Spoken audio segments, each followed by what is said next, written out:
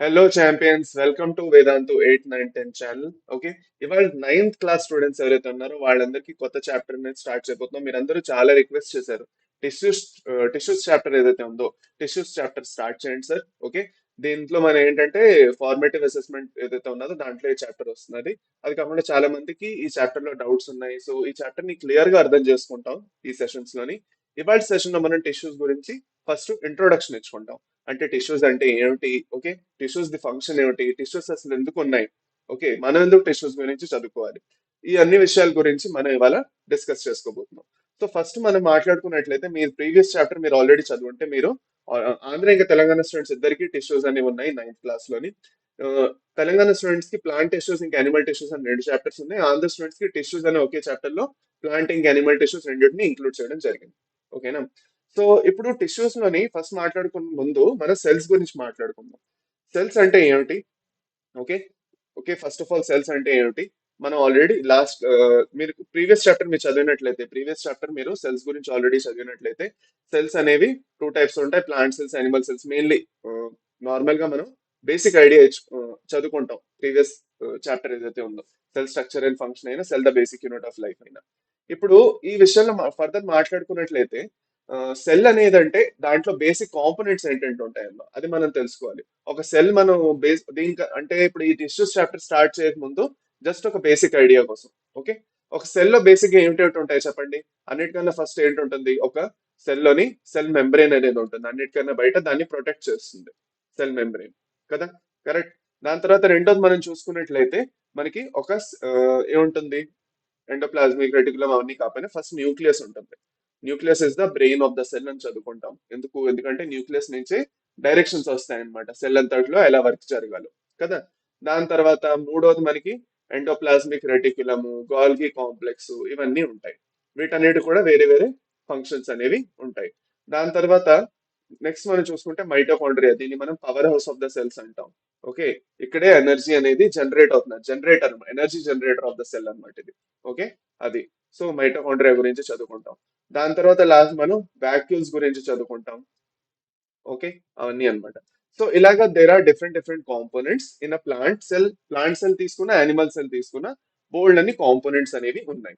Okay, మనకి main difference ఏం చూస్తాం అంటే ప్లాంట్ సెల్ లో మనం క్లోరోప్లాస్ట్ అనేవి ఉంటాయి. దేని వల్ల అయితే ఫోటోసింథసిస్ జరుగుతుంది. ఫోటోసింథసిస్ అంటే ఏంటి, ప్లాంట్స్ అనేవి సన్లైట్ ని వాడుకొని, అంటే సూర్యుడి నుంచి వచ్చే వెలుగుని వాడుకొని ఎలాగైతే ఫుడ్ ని ప్రొడ్యూస్ చేసుకుంటున్నాయో దాన్ని మనం ఫోటోసింథసిస్ అని అంటాం, కదా. ఇది మీరు 10th క్లాస్ లోని న్యూట్రిషన్ చాప్టర్ లో ఇంకా బాగా నేర్చుకుంటారు. ఓకే, సో దీనికన్నా ముందు మనం మాట్లాడుకోవాల్సింది ఏంటంటే ఈ సెల్స్ అన్ని అసలు చేసే పని ఏమిటి. ఒక్కొక్క ఇండివిజువల్ సెల్ కి ఒక పని అసైన్ అయి ఉన్న సెల్స్ అనేవి జతగా కలిసి వచ్చి కొన్ని పనులు అనేవి చేస్తాయి. ఓకే, ఆ జతగా వచ్చి అన్ని కలిసి వచ్చి పని చేసిన దాన్నే ఆ గ్రూప్ ఆఫ్ సెల్స్ ని మనం టిష్యూస్ అంటాం. So what are tissues basically. Tissues అంటే group of cells with similar structure and function. Oh, similar structure and are function. వాటికి స్ట్రక్చర్ సిమిలర్ గా ఉంది, లేదంటే ఫంక్షన్ అయినా సిమిలర్ గా ఉంది, లేదంటే రెండు ఉన్నాయి, స్ట్రక్చర్ ఇంకా ఫంక్షన్ రెండు సిమిలర్ గా ఉన్నాయి. అలాంటి గ్రూప్ ఆఫ్ సెల్స్ ని మనం టిష్యూస్ అంటాం. ఇప్పుడు నార్మల్ గా మన బాడీలో మనం చూసుకున్నట్లయితే మనకి బోల్డ్ అన్ని ఆర్గన్ సిస్టమ్స్ ఉన్నాయి మన బాడీలోని. మనం ఫుడ్ తింటే ఫుడ్ అనేది డైజెస్ట్ అవ్వాలి. ఓకే, మన హ్యూమన్ బీయింగ్స్ అంటే మన మనుషుల్లో చూసుకుంటే మనం ఏమైనా భోజనం తింటున్నాం అనుకోండి, అది డైజెషన్ అవ్వాలి. డైజెషన్ అయిన తర్వాత మన బాడీ అంతట్లోకి స్ప్రెడ్ అవ్వాలి. ఆ ఫుడ్ లో ఉన్న న్యూట్రిషన్ ఏదైతే ఉందో అది అన్ని బాడీ పార్ట్స్ కి వెళ్ళాలి. దాని తర్వాత మనకి ప్లాంట్ టిష్యూస్ ఉన్నాయి. ప్లాంట్ టిష్యూస్ ను చూసుకున్నట్లయితే మనకి బోల్డ్ అన్ని టైప్స్ ఆఫ్ టిష్యూస్ నేర్చుకుంటాం. So tissues the basic idea తెలుసుకోవడానికి మనం ఫస్ట్ ఏమంటామంటే సెల్ ది డెఫినేషన్. మనం సెల్ గురించి మనకు తెలిసిపోయింది. సెల్ అంటే ఏంటి, ఒక సెల్ మనం తీసుకుంటే it is the basic unit of life. ఒక సెల్ అని మనం తీసుకుంటే it is the basic or basic or fundamental fundamental unit unit of life. It is the basic or fundamental unit of life. A group of cells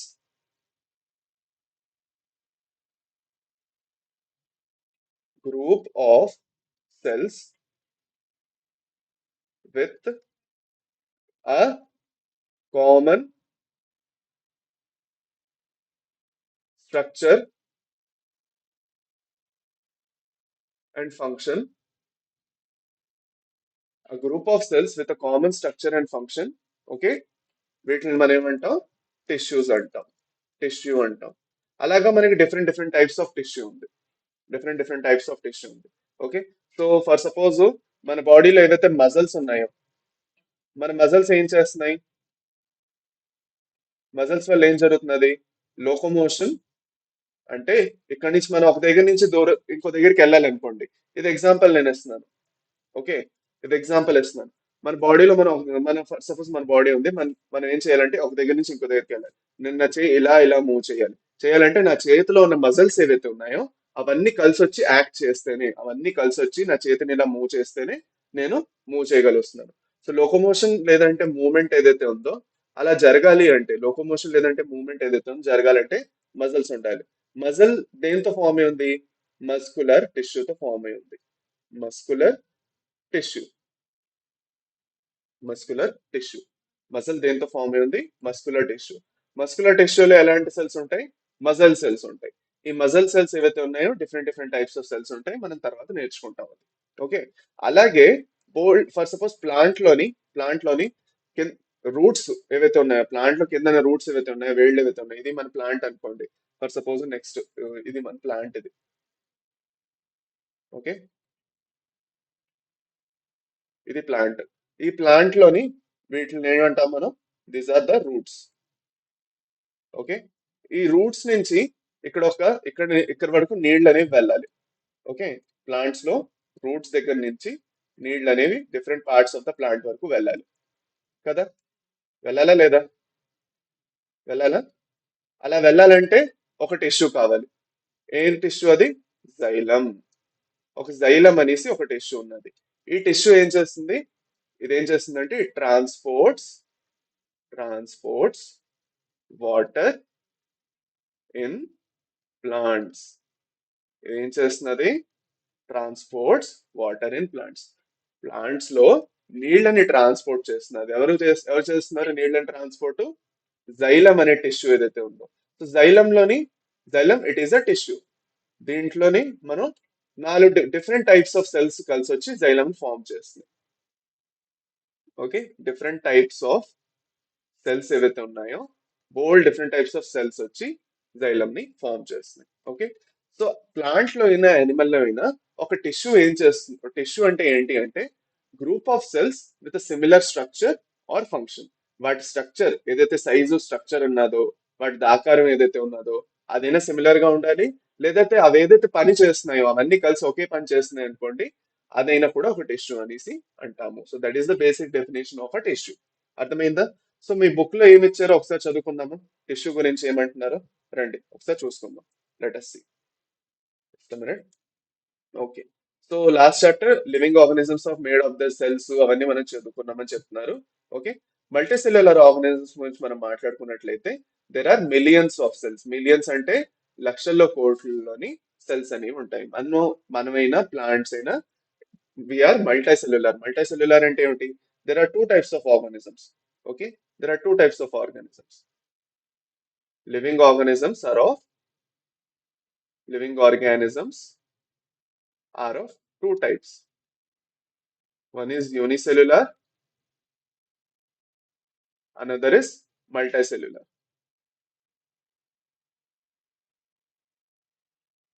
unicellular అంటే ఏంటమ్మా? ఒకే cell తో form అయి ఉందన్నమాట. Organism organism made of a single cell. ఒక single cell తో organism అంతా form అయి ఉంటే దాన్ని మనం ఏమంటాం? యూనిసెల్యులర్ ఆర్గానిజం అని అంటాం. మల్టీసెల్యులర్ ఆర్గానిజం అంటే organism living organism made up of multiple multiple cells.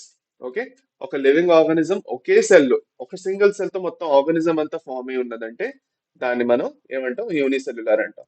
So unicellular organism example ఏమిటి? యూనిసెల్యులర్ ఆర్గానిజం కి ఏంటి example? Amoeba. Amoeba. Okay, amoeba. ఇప్పుడు మీరందరూ కుదిరితే మీరు నాతో పాటు ఎప్పుడైతే క్లాస్ జరుగుతుందో అప్పుడు మీరు నాతో పాటు అయినా మీరు నోట్స్ రాసుకోవచ్చు. లేదు మీరు వినాలనుకుంటే వినొచ్చు. ఈ నోట్స్ అనేవి మీకు టెలిగ్రామ్ ఛానల్ ఏదైతే ఉందో అక్కడ మీకు దొరికిపోతాయి. ఓకే, మీ ఇష్టం, మీరు రెండు చేయొచ్చు. కాకపోతే మీరు నాతో పాటు మీరు కూడా నోట్స్ రాసుకుంటున్నారంటే బెటర్. ప్రిఫరబుల్ గా నేనేమంటానంటే, నా క్లాస్కి ఎప్పుడైతే వస్తున్నారో బయాలజీ క్లాస్ కి ఒక చిన్న నోట్బుక్, ఒక పెన్ను రెడీగా పెట్టుకోండి. క్లాస్ ఎప్పుడైతే మనం చేసుకుంటామో, ఎప్పుడైతే చదువుకుంటామో పర్టికులర్ కొన్ని పాయింట్స్ అనేవి నేను ఇలా రాస్తాను. ఈ పాయింట్స్ మీరు డెఫినెట్ గా ఒకసారి రాసుకుంటూ ఉంటే మీకు కూడా చాలా యూస్ఫుల్ అవుతుంది. ఓకేనా? చదువుకుంటున్నప్పుడు, ఎగ్జామ్ కోసం చదువుకుంటున్నప్పుడు మీకు చాలా యూస్ఫుల్ అవుతుంది. Okay, so multicellular organism example మనం మాట్లాడుకున్నట్లయితే ఏమిటి, మనం హ్యూమన్ బీయింగ్స్, దాని తర్వాత ప్లాంట్స్, ఇవన్నీ మనకి ఎగ్జాంపుల్స్ గా ఉంటాయి అన్నమాట. Just minute.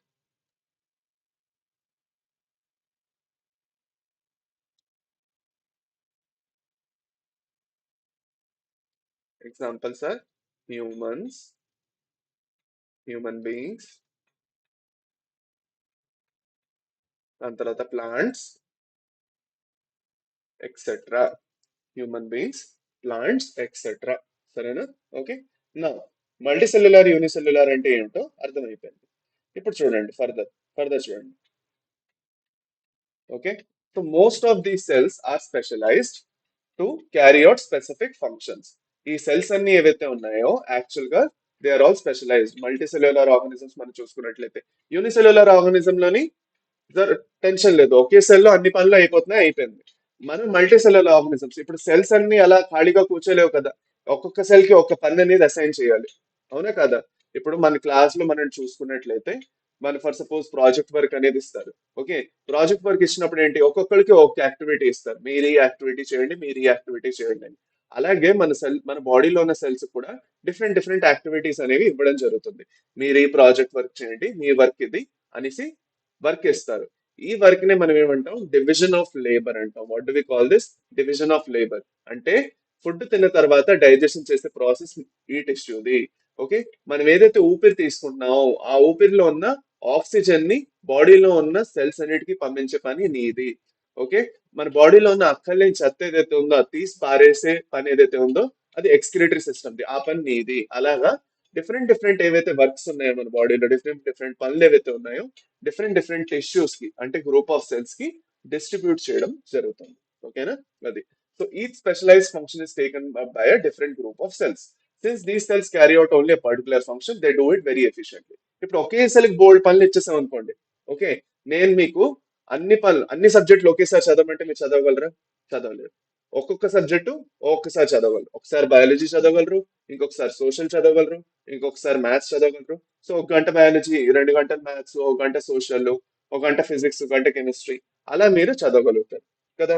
కానీ నేను అన్ని సబ్జెక్ట్స్ ఒకేసారి అన్ని చదవండి అంటే మీరు చదవలేరు. అవునా కదా?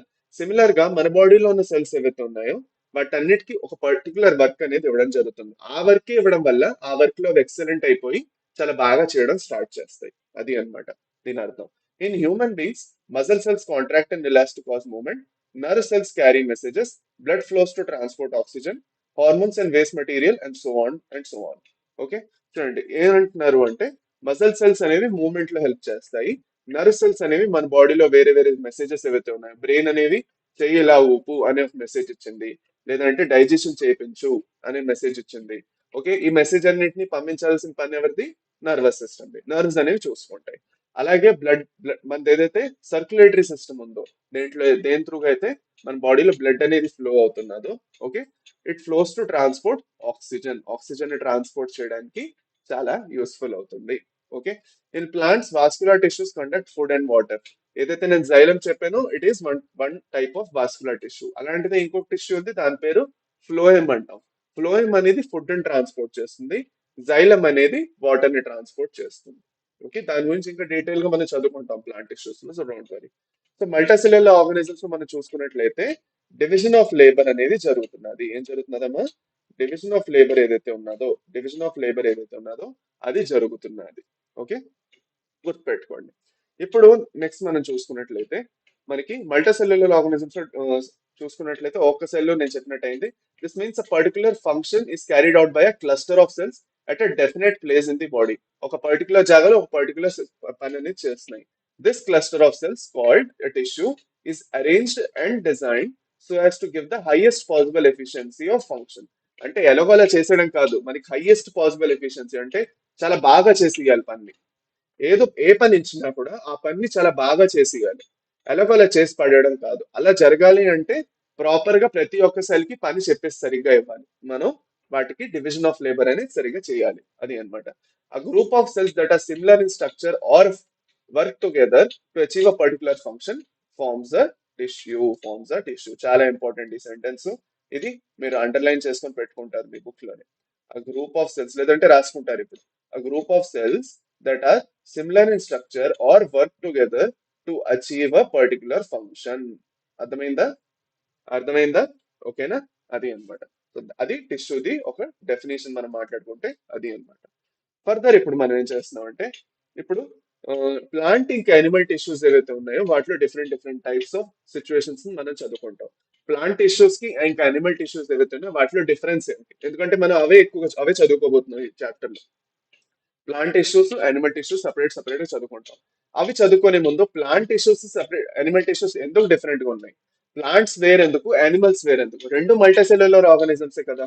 మరి రెండు మల్టీసెల్యులర్ ఆర్గానిజమ్స్ అయినప్పుడు రెండిట్లో ఒకేలా ఉండొచ్చు కదా. వీటిలో వేరే టైప్స్ ఆఫ్ సెల్స్, వాటిలో వేరే టైప్స్ ఆఫ్ సెల్స్ ఎందుకు? దీంట్లో డిఫరెంట్ టైప్స్ ఆఫ్ టిష్యూ, దీంట్లో డిఫరెంట్ టైప్ ఆఫ్ టిష్యూ ఎందుకు? అవునా కదా? సో అది తెలుసుకోవడానికి వన్ బై వన్ మనం నేర్చుకుంటాం డిఫరెన్సెస్ ఏమిటి అని. రండి. సో ఫస్ట్ క్రైటీరియా మనం మాట్లాడుకున్నట్లయితే, plants are stationary or fixed. Plants అనేవి మనం చూస్తే చెట్లు అనేవి ఇక్కడి నుంచి అక్కడికి వెళ్తాయా?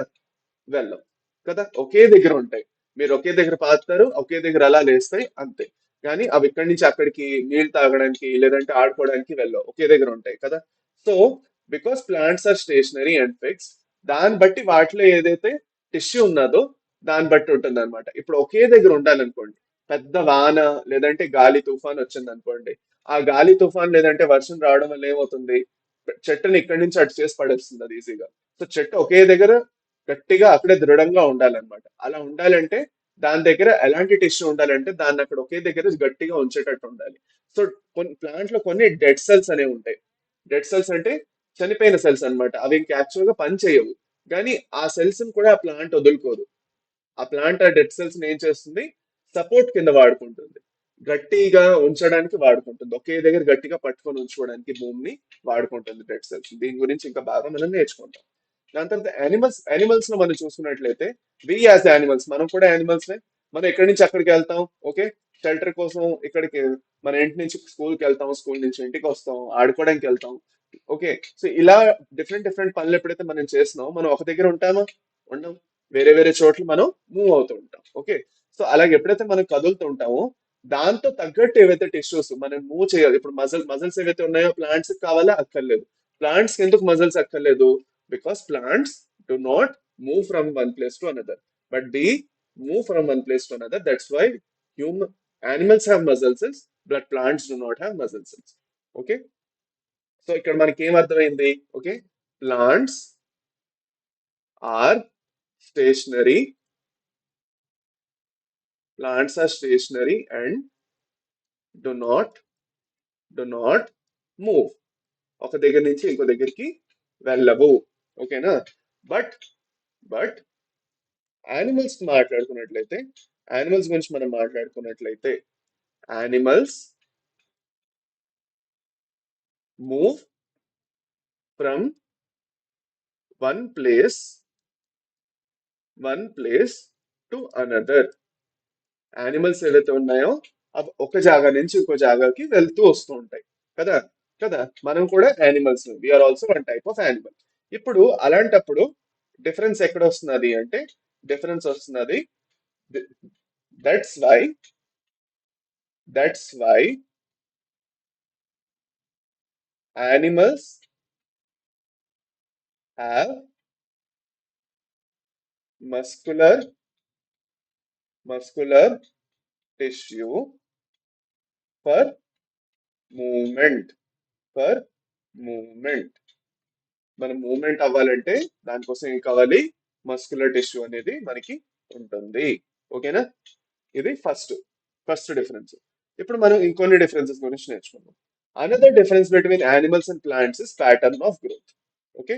ఎలా గ్రోత్ అనేది జరుగుతున్నది మనలోని, ప్లాంట్ లోని ఎదుగుదల ఎలా జరుగుతున్నది, గ్రోత్ అనేది ఎలా జరుగుతున్నది అనేది తెలుసుకోవాలి. Pattern of growth. ఫస్ట్ ఏంటి? Movement. The first criteria is movement.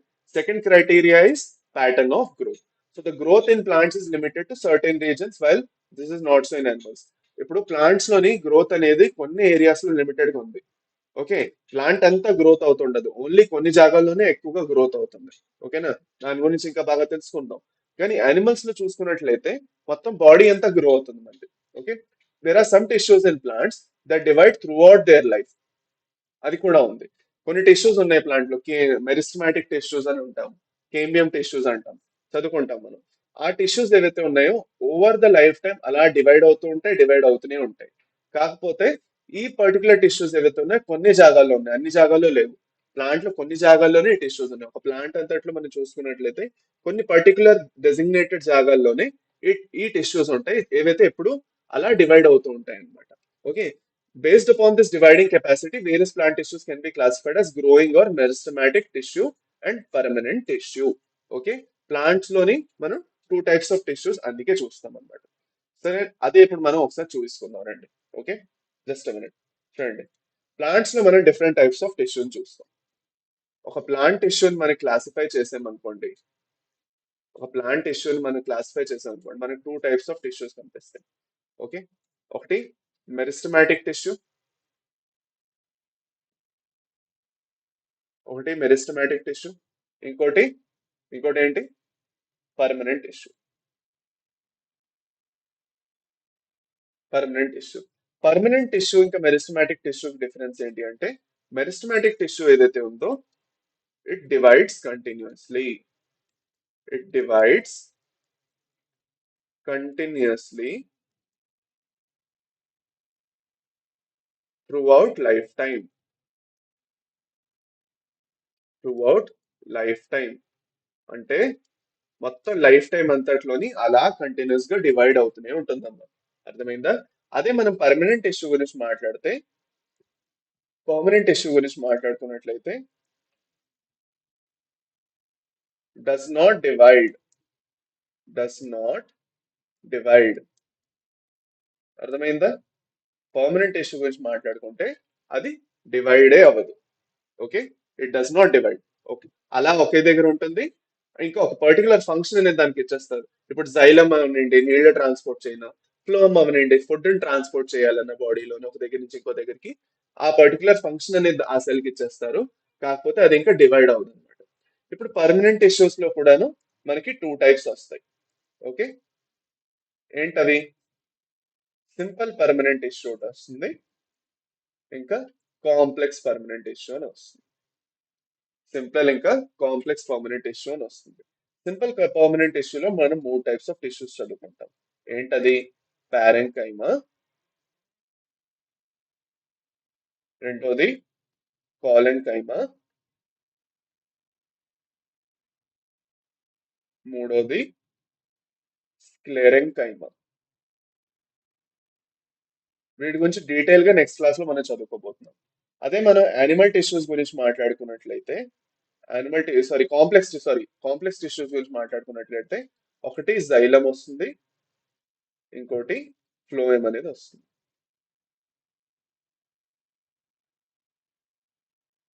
అర్థమైందా? ఓకే, అది. అదే మనం మెరిస్టమాటిక్ టిష్యూ ఏదైతే ఉందో, ఫస్ట్ సపోజ్ మన మెరిస్టమాటిక్ టిష్యూ ఏదైతే ఉన్నదో దాంట్లో కూడా మనకి త్రీ టైప్స్ వస్తాయి. మెరిస్టమాటిక్ టిష్యూలో కూడా మనకి త్రీ టైప్స్ అనేవి వస్తాయి. Just minute. Okay, so meristematic టిష్యూలో త్రీ టైప్స్ ఏంటి మాట్లాడుకుందాం. Number one, okay, primary meristem,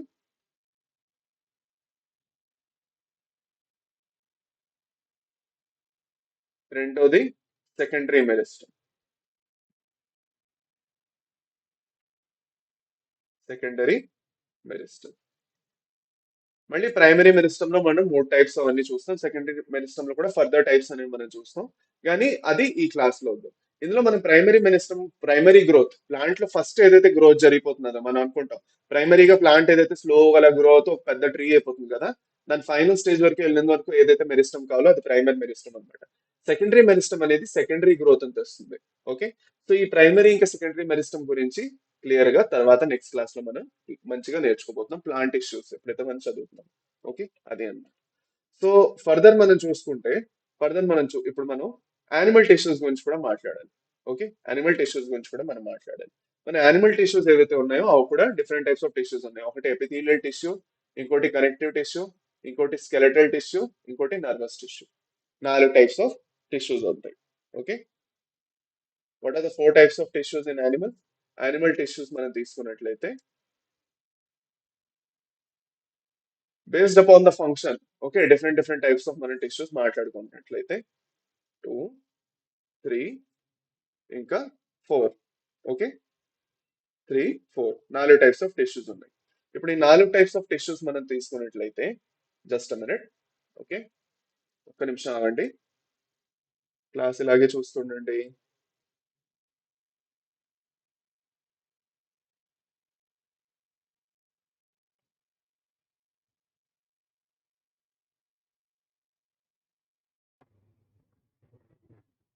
okay, సరే అయితే ఇలాగే చూస్తూ వినిపిస్తున్నది అందరికి?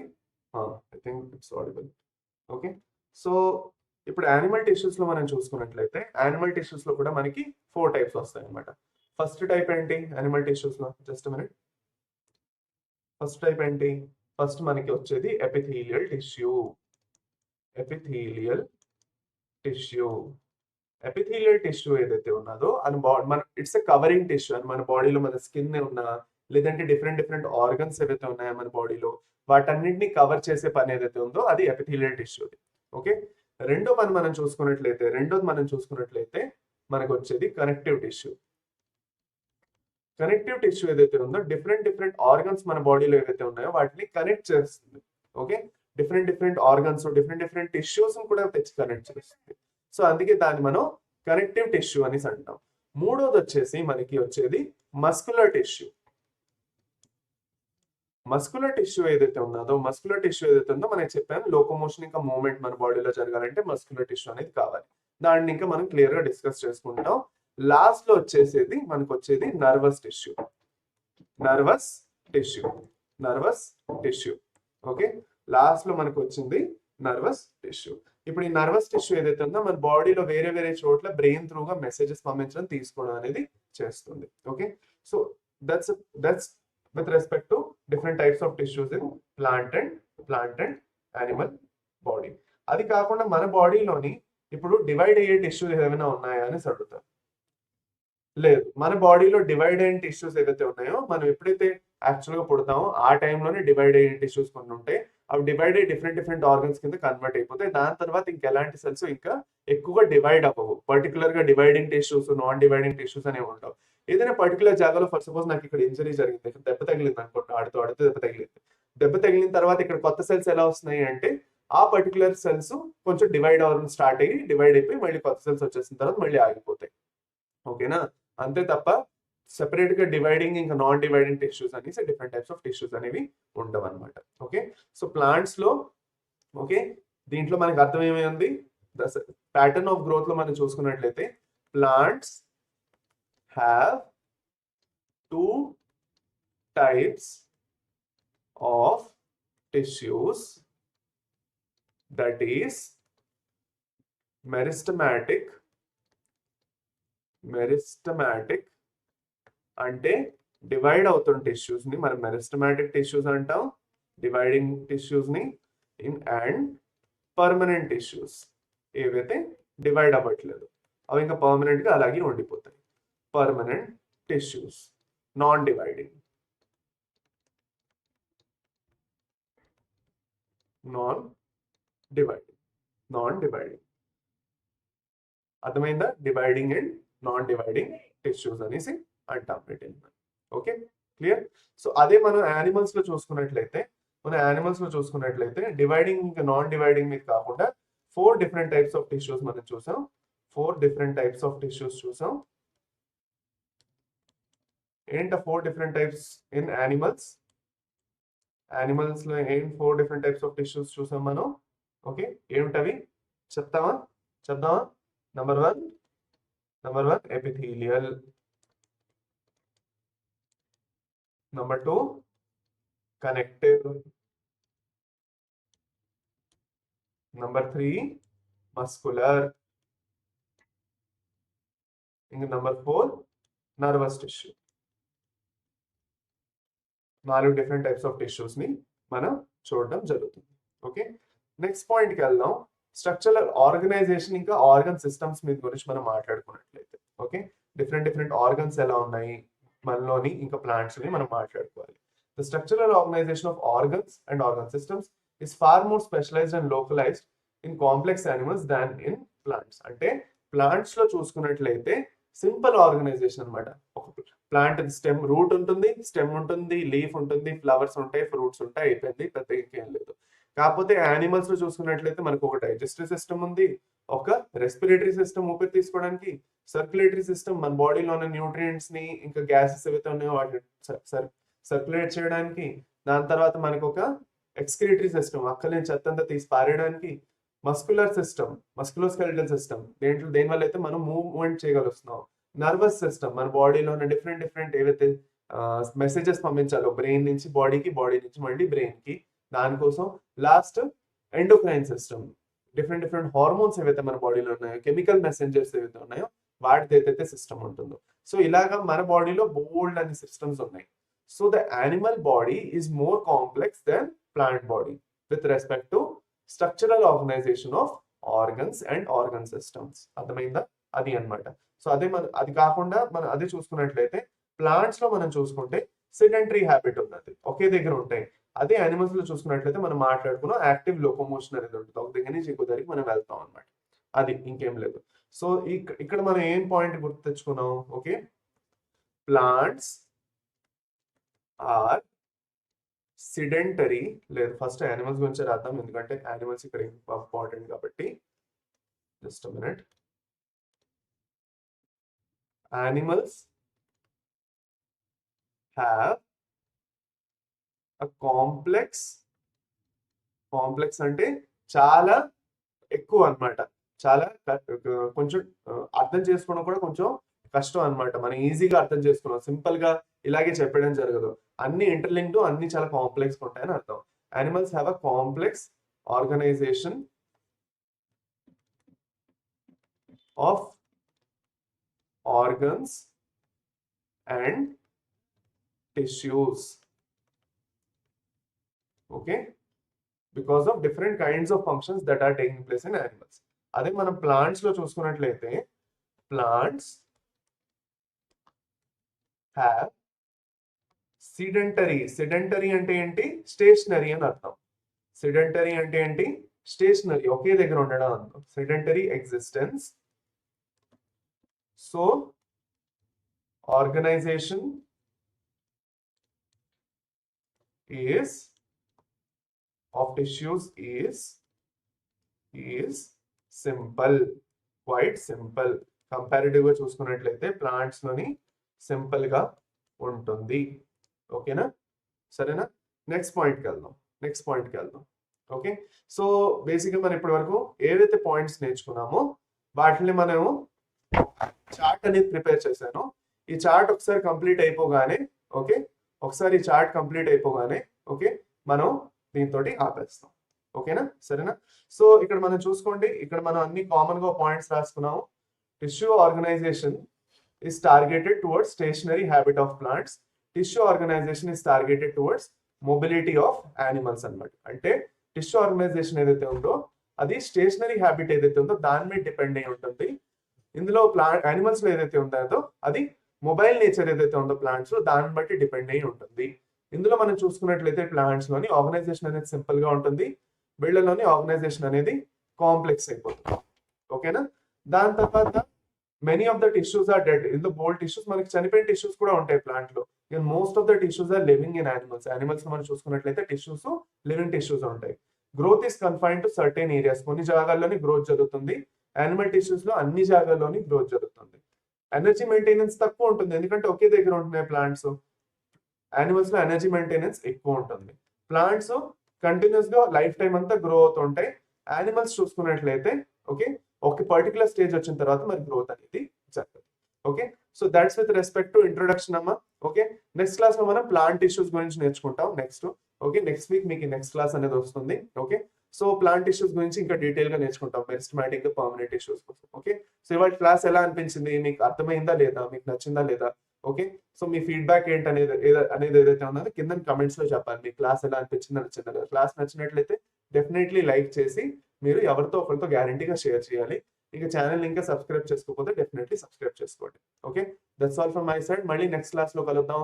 అప్పటి వరకు by by. Take care. Have a nice day. మంచిగా ప్రిపేర్ అవుతూ ఉండండి. చదువుకుంటుండండి. ఇంకా have fun. Okay. By champions.